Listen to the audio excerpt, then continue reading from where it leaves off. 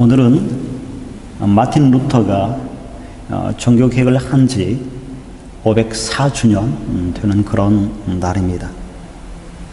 마틴 루터의 종교개혁을 한마디로 말하면 당시 성경에도 없는 면죄부를 판매함으로 이를 통해서 막대한 돈을 벌어들이던 당시의 타락한 성취들을 향해서 하나님의 말씀으로 돌아가라고 외쳤던 것이 마틴 루터의 종교개혁입니다. 종교개혁주일은 오늘 세례 요한의 빈들의 삶을 통해서 우리가 다시 한번 하나님의 말씀으로 돌아가는 그런 믿음의 결단들이 우리 가운데 있기를 소망합니다. 이재철 목사님과 이여령 박사님이 쓴 지성과 영성의 만남이라는 책이 있습니다. 이 책에 종교가 타락할 때 공통적으로 나타나는 그런 현상들을 소개하고 있습니다. 종교가 타락하면 첫 번째 나타나는 현상은 성체 수가 급증한다는 사실입니다. 불교가 극도로 타락했을 때 티베트 전체 남성의 70%가 승려였습니다. 그리고 유럽에서 천주교가 극도로 타락할 때에 신도와 수녀의 수가 넘쳐났습니다. 여러분, 한국교회도 예외는 아닙니다.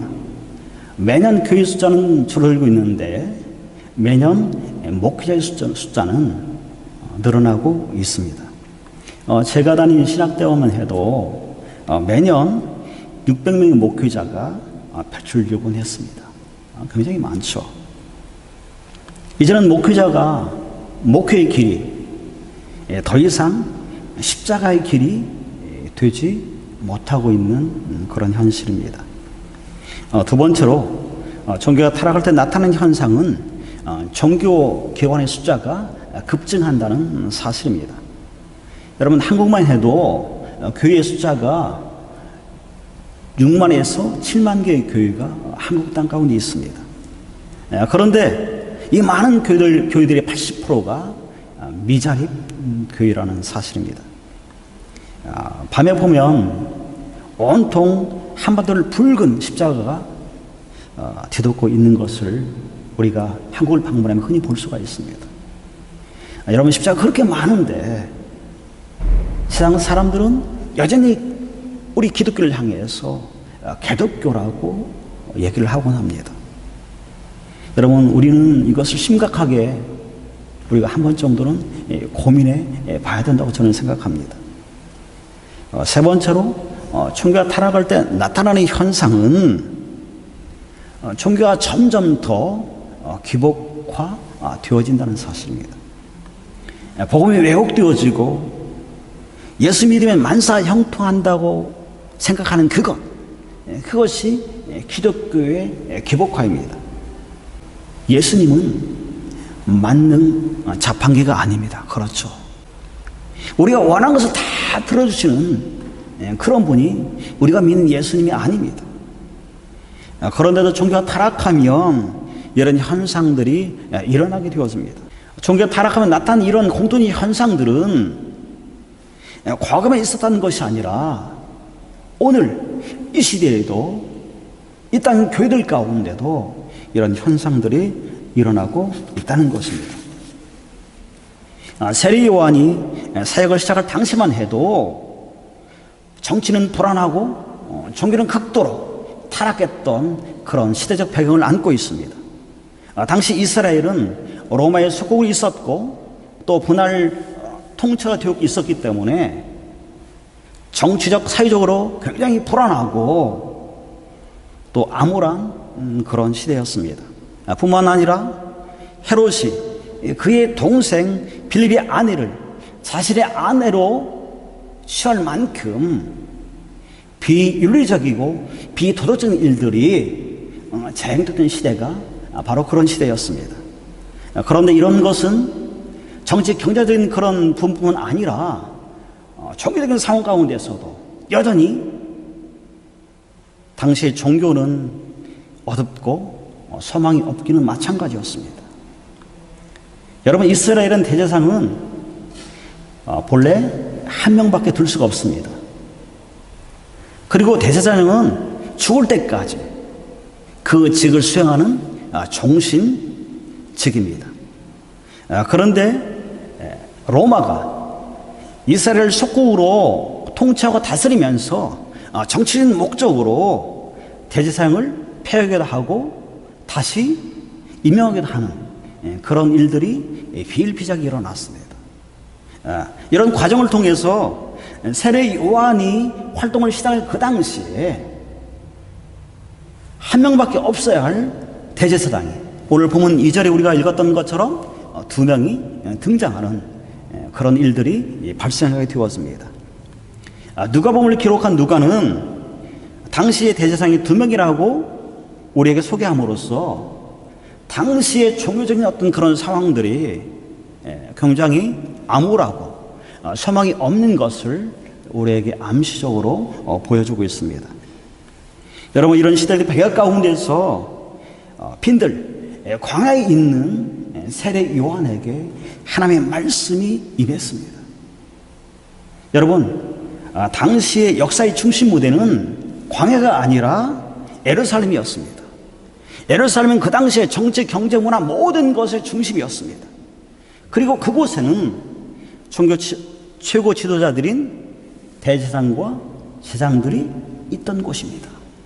그리고 우리가 잘 아는 것처럼 화려한 헤롯 성전이 있는 곳이 당시 예루살렘이었습니다. 여러분, 여기에 비하면 광야, 빈들은 변방이고 아무것도 없는 곳이었습니다. 여러분, 근데 놀라운 것은 하나님의 말씀이 화려한 헤롯 성전에 임한 것이 아니라 당시 정치 지도자였던 대제사장과 제사장들에게 임한 것이 아니라 아무도 관심 갖지 않는 변방으로 여겨지는 빈들, 광야 가운데 있는 세례 요한에게 하나님의 말씀이 임했다는 사실입니다. 아무도 주목하지 않는, 아무도 관심 갖지 않는 빈들인 세례 요한에게 하나님의 말씀이 임했습니다. 여러분, 광야라 불리는 빈들은 어떤 곳입니까? 아무것도 없는 황량함 그 자체가 빈들 광야입니다. 빈들은 황량하고 메마른 곳이기에 그 어느 누구도 거기에 관심을 갖지 않습니다. 여러분, 이런 빈들에는 우리가 살아갈 병원도 학교도 있지 않습니다. 사람들은 이런 빈들을 결코 좋아하지도 않고 거기에 거하려고 하지도 않습니다. 여러분, 우리가 육의 눈으로 볼 때는 빈들은 방금 말씀했던 것처럼 황량하고 아무것도 없는 곳입니다. 그러나 빈들은 영적으로는 굉장히 중요한 그런 의미를 가지고 있는 장소입니다.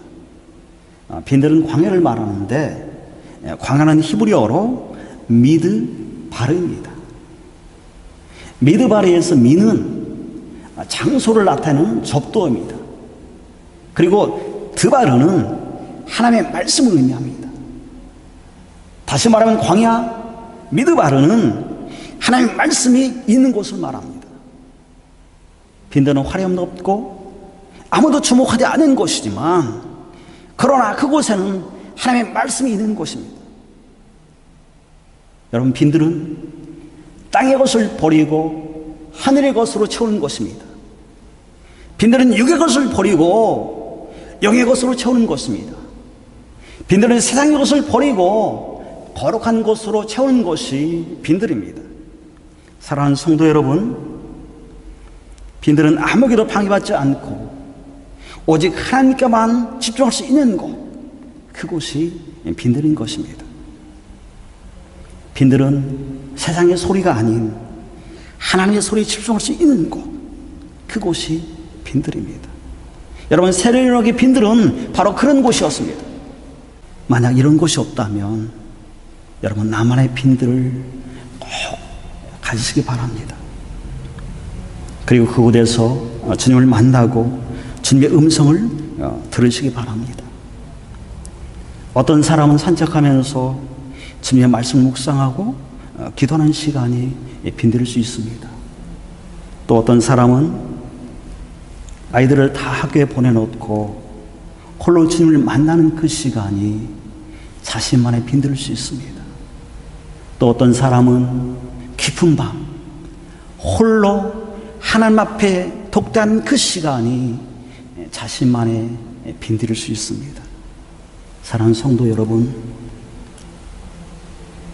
다시 한번 부탁합니다.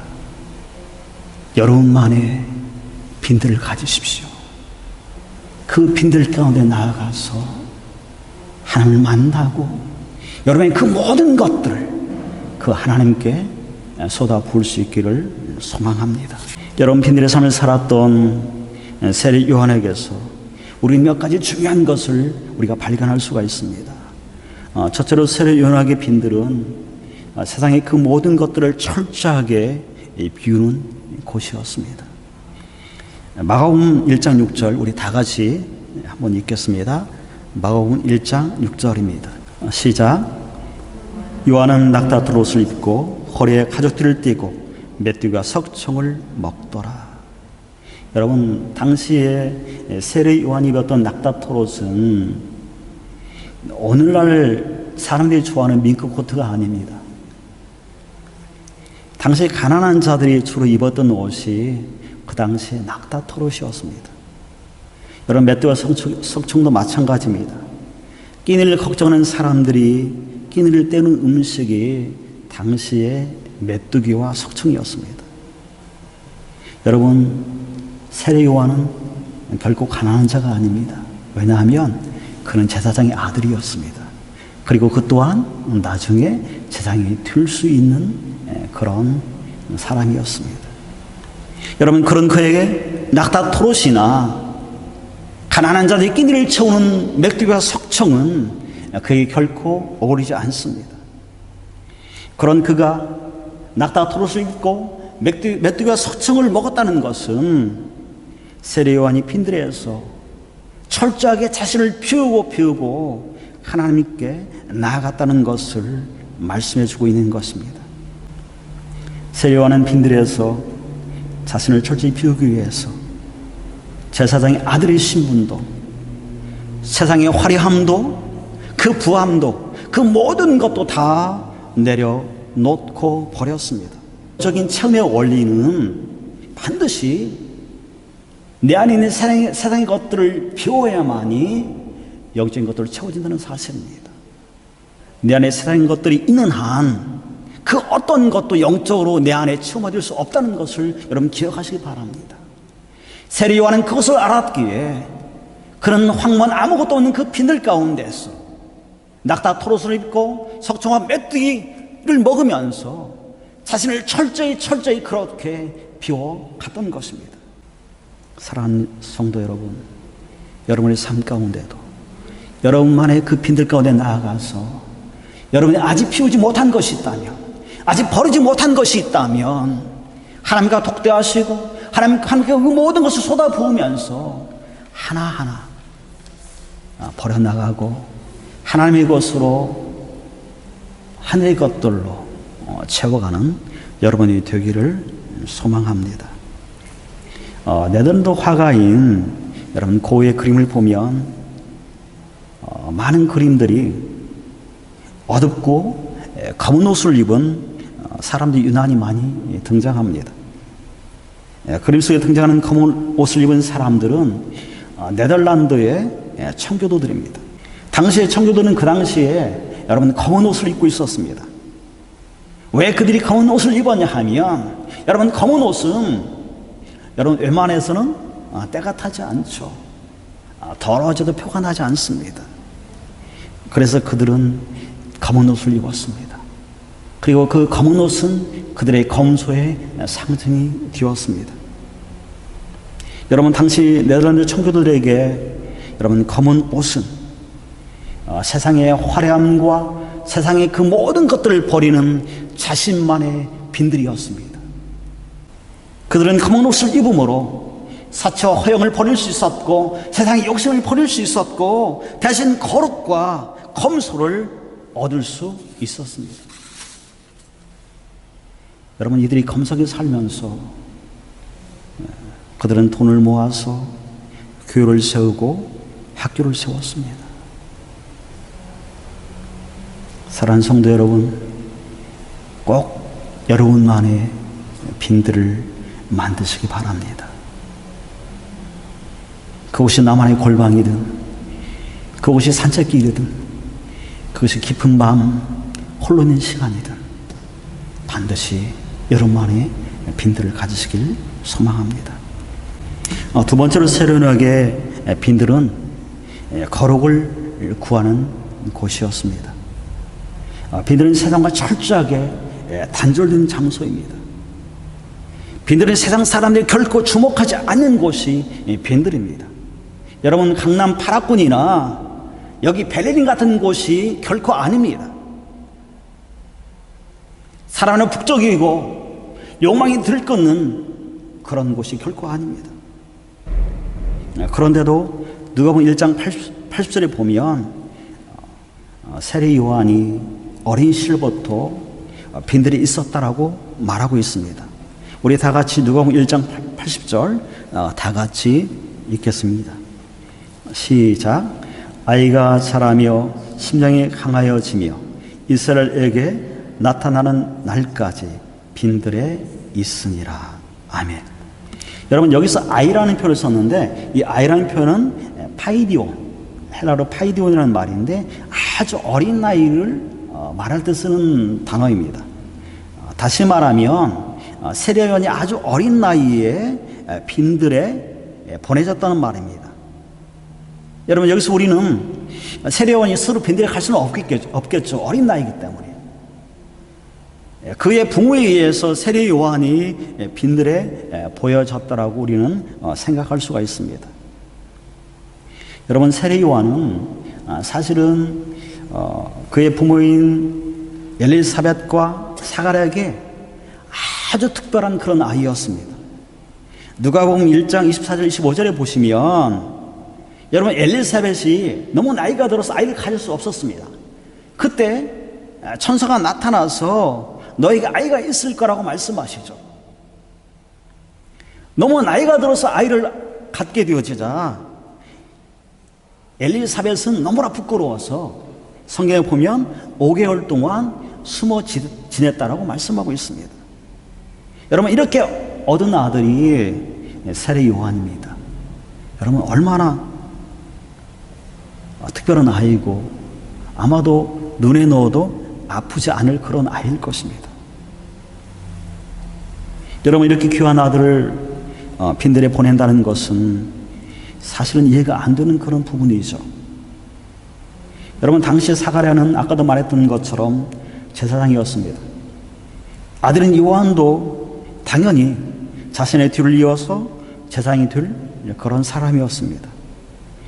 만약에 여러분이 사가랴라면, 만약에 여러분이 엘리사벳이라면 여러분은 아들을 어디로 보내시겠습니까? 당시 이스라엘 수도인 예루살렘입니까? 아니면 빈들 광야입니까? 아마도 일반적인 부모라면 당연히 아들의 장래를 생각해서 당시의 수도이고 중심지인 예루살렘으로 아들을 보내겠죠. 그런데 왜 세례 요한의 부모님은 어린 세례 요한을 빈들에 보냈을까요? 여러분, 당신 우리가 아까 보았던 것처럼 정치도 경제도 문화도 그리고 종교도 극도로 타락했던 그런 시대적 배경을 안고 있습니다. 여러분, 당시 예루살렘은 그 당시에 모든 것의 중심이었지만, 정치와 종교의 중심이었지만, 그러나 거기에는 소망이 없었습니다. 왜 그렇습니까? 극도로 타락했기 때문에 그렇습니다. 그래서 세례 요한의 아버지는, 부모님은 어린 세례 요한을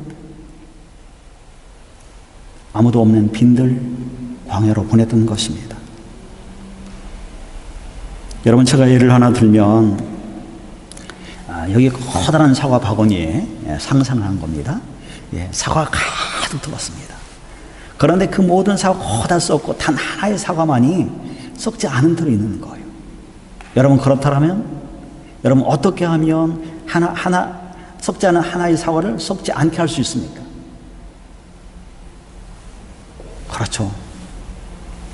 썩은 사과들 가운데서 썩지 않은 사과를 골라내는 것입니다. 여러분, 저는 세례 요한의 부모님이 아마 세례 요한을 광야에 보낼 때는 이런 심정이 아니었을까 생각을 합니다. 빈들은 세속과 철저하게 분리된 곳입니다. 빈들은 나의 힘으로, 나의 능력으로 아무것도 할 수 없는 것이 여러분 빈들입니다.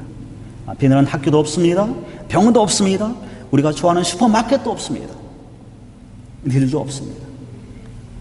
하나님의 은혜가 아니면 살 수 없는 곳, 그곳이 빈들입니다.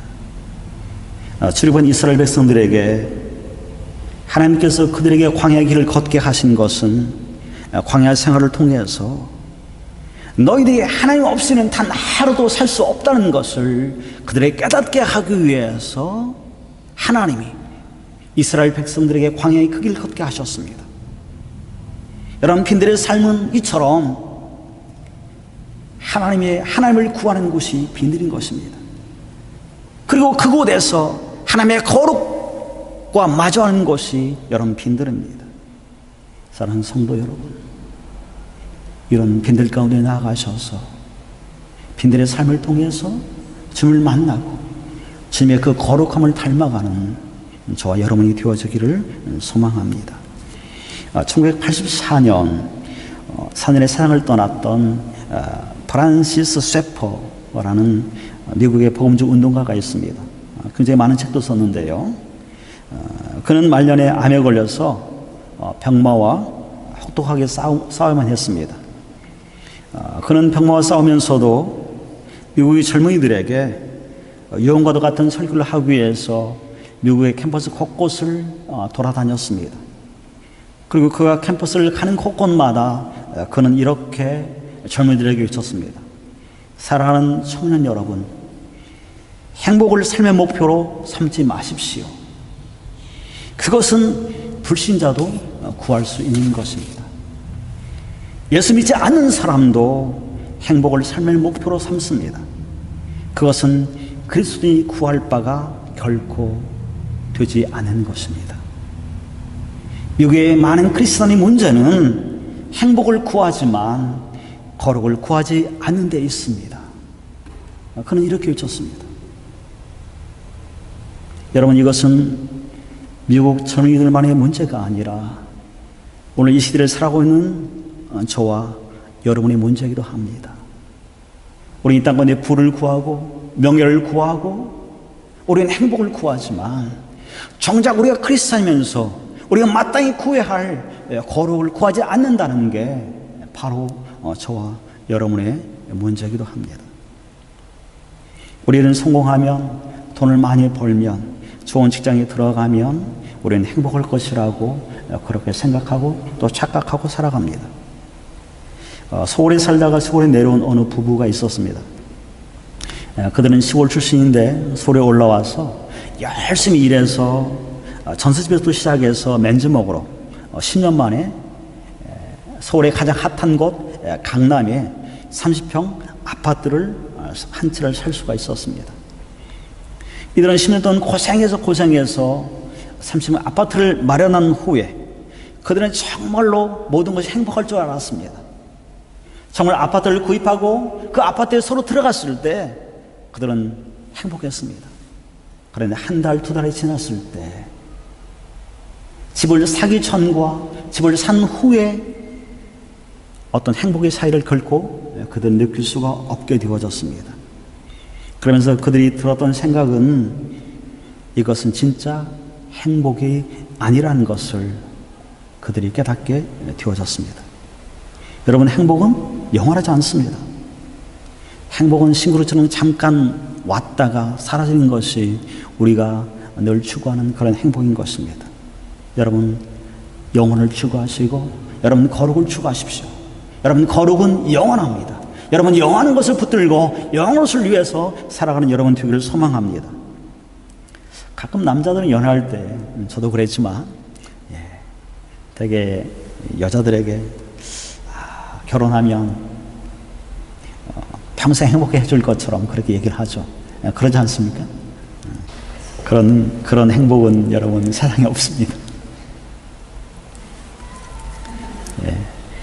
프란시스 세퍼가 말했던 것처럼 오늘 우리 크리스천의 문제는 신기루 같은 행복을 구하지만 결코 거룩은 구하지 않는다는 데 있습니다. 여러분의 삶이 빈들이 되게 하십시오. 여러분의 가정이 빈들이 되게 하십시오.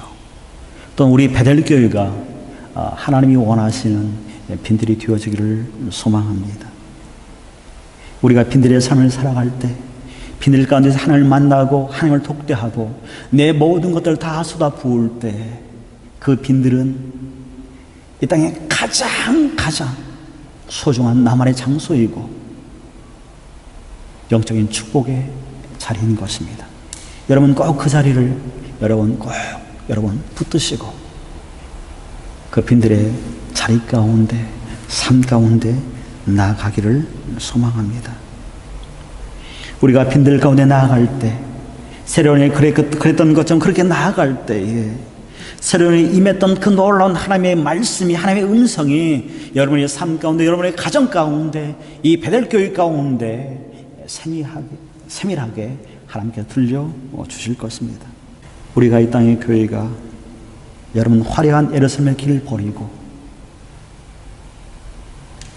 아무것도 없는 것처럼 보이지만 그러나 하나님의 말씀이 있는 하나님의 임재가 있는 그런 광야의 길을 우리가 걸어갈 때 우리도 우리의 가정도 이 땅의 교회도 소망이 있을 줄 믿습니다. 만약 우리들이 세련이 걸었던 그 빈들의 길을 버리고 세상의 사람들처럼 세상을 향해서 나아간다면 행복을 쫓아 나아간다면 여러분 이 땅의 교회들은 결코 소망이 없을 것입니다. 여러분 교회가 변해가는 4가지 유형이 있습니다. 첫 번째 교회 유형은 초기 기독교의 모습을 보여주는 미셔널 처치입니다. 선교적 교회라고 할 수 있죠. 우리가 사도행전에 나타나는 초대교회의 모습이 바로 미셔널 처치입니다. 가장 생명력이 있는 가장 이상적인 교회의 모습이 바로 미셔널 처치의 모습이죠. 그런데 점점 시간이 지나면 이 미셔널 처치가 뭘로 변하냐면 미니스터리 처치로 변합니다. 미니스터리 관리적 교회죠. 선교적 교회의 사명을 잃어버리고 어느 순간 교회들이 그냥 관리하는 교회로 바뀌는 것을 말합니다. 그리고 여기서 더 시간이 지나면 미니스터리 처치는 메인터넨스 처치, 유지하기에 바쁜 교회로 바뀌게 되었습니다.